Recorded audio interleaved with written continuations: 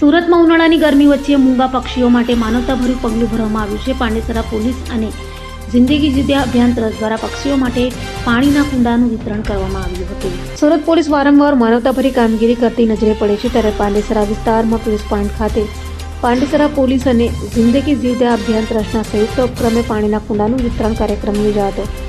ગરમીના દિવસોમાં મૂંગા પક્ષીઓને પાણી મળી રહે તે હેતુથી આશરે 500 પાણીના કુંડા લોકોમાં વિતરણ કરવામાં આવ્યા હતા.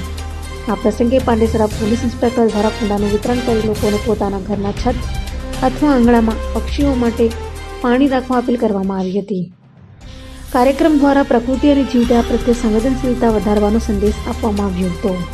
ઉનાળાની ગરમીની શરૂઆત થઈ ચૂકેલ હોય, જે અનુસંધાને જિંદગી દયા અભિયાન તથા પાંડેસરા પોલીસ દ્વારા કુંડા વિતરણનું કાર્યક્રમ કરેલ છે.